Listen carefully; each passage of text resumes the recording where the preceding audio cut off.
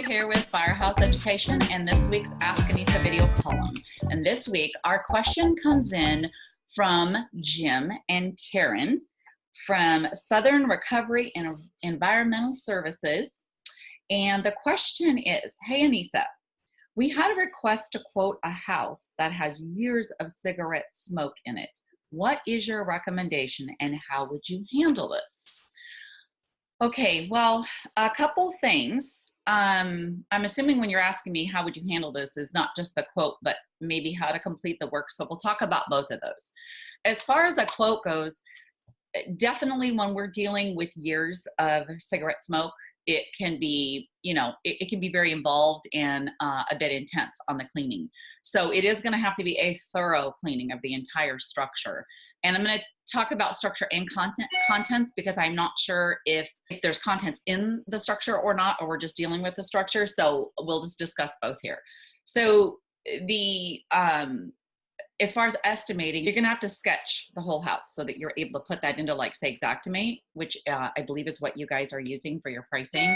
And then you're going to want to do a heavy clean on all of those surfaces because it definitely is aggressive work depending on how much, how extensive the cigarette smoke damage is.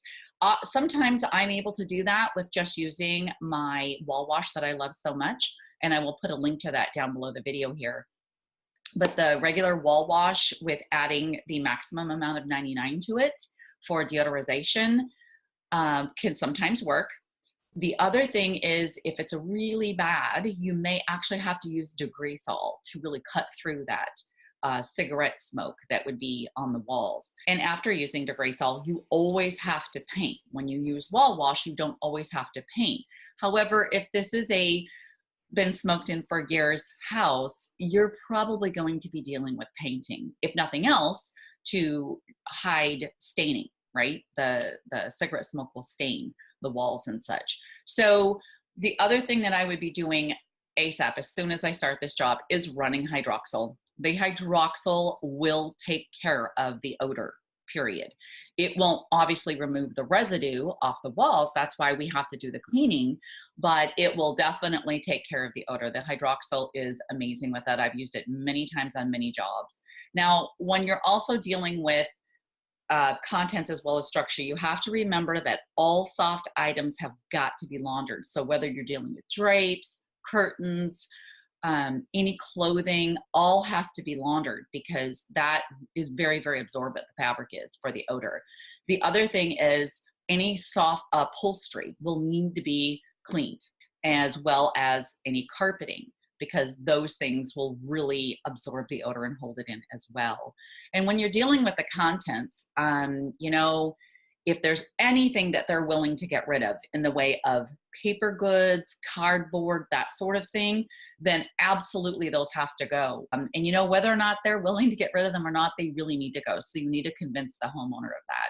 So there's obviously going to be some cost involved to, dispose of those items. So definitely on the estimate, I would estimate, like I said, a heavy clean. And then, of course, you're going to want to make sure that you're charging for running that hydroxyl each day. I think it's like $250 a day for the hydroxyl. The other thing that you may want to do is also run some HEPA air scrubbers in there while you're doing that cleaning. I've done that as well. So you wouldn't want to forget to put that in there. So when you're dealing with things like washing cabinetry too, I want to just kind of talk about that for a second in a structure. You can use, there's a lot of different varieties of products you can use. You could do a wood cream. You can do just a basic mild degreaser on them. If it's really, really bad in a kitchen where oftentimes there's grease on top of the cigarette smoke, you might really need to get aggressive with that wood cream and possibly even doing something like a TSP type product that you would want to use on the cabinetry.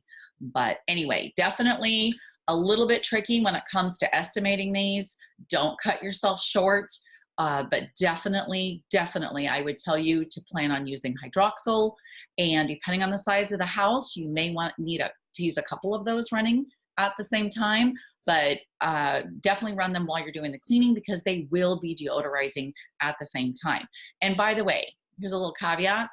If we have contents in the structure, I would definitely deal with those contents and get them clean, possibly remove them if you can from the structure, maybe into a garage area or something, and then clean the entire structure itself, so that you're not, you're not doing any kind of cross contamination. And then once you know that your structure is good and odor free and signed off by your owner, then you can bring in the contents back in, so that if there is a problem still with some odor in the contents, you'll be able to know that, hey, it's not the structure, we're actually dealing with the contents.